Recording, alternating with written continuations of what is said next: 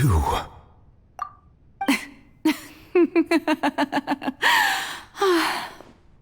Sorry. That shocked expression on your face is just too amusing. I couldn't help myself. You are not Furina. Who are you? The sweet sound of bewilderment. Marvelous. A sure sign that my attempt to deceive everyone was a resounding success. But to answer your question, I am FOCALOR. You know, the god. FOCALOR? Why did you deceive us? Oh, that wasn't my goal, of course. Goodness, no. But I had to fool everyone else too, if I was to stand any chance of deceiving the heavenly principles. Deceiving the heavenly principles? It's all because of that pernicious prophecy. Dreadful, wasn't it? Everyone doomed to dissolve. Fontaine condemned to be flooded.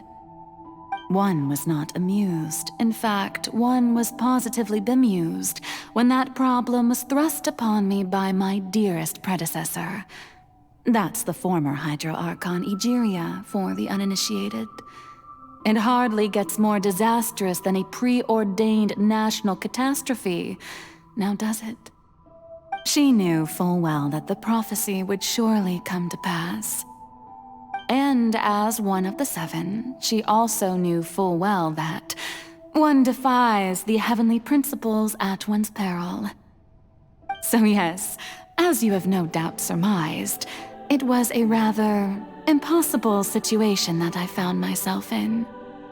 I spent a terribly long time mulling it over, alone on the ocean floor. And I was almost growing barnacles by the time I finally realized there was only one possible solution to this confounding conundrum. I had to outwit the heavenly principles, allow the prophecy to be fulfilled, ostensibly at least, while saving everyone at the same time. I'm a genius, I know. I can only assume that's why Egeria chose me as her successor. Although, looking back now, it was hardly the inheritance one dreams of.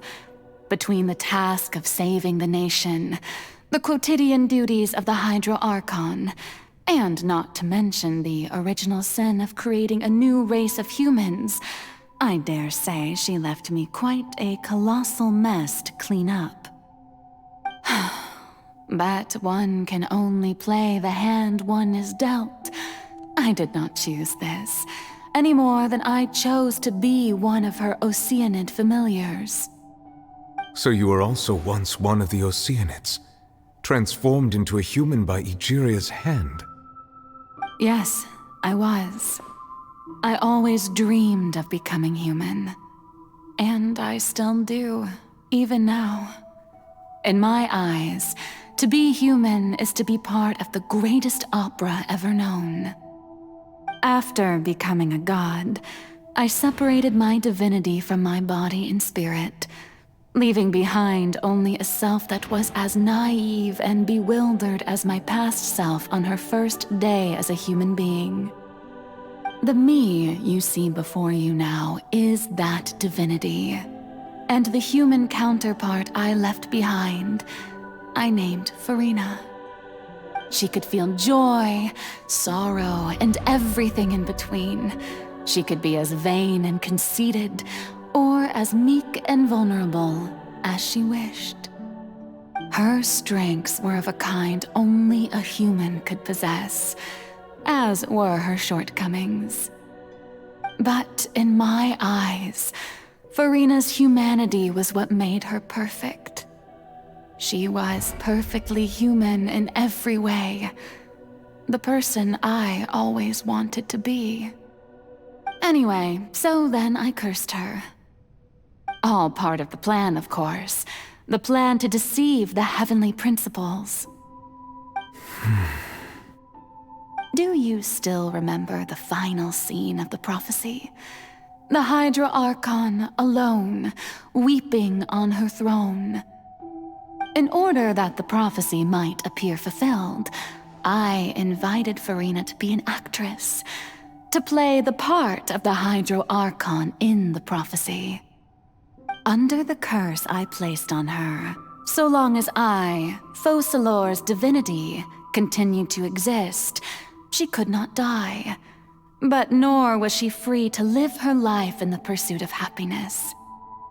Instead, she was forced to take the stage in the opera house, to embrace the role of leading lady, to forever play the part of the god from the prophecy, all to create a deceitful appearance of that prophecy coming to pass.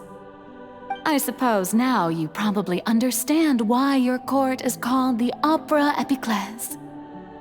But Furina is only human, isn't she?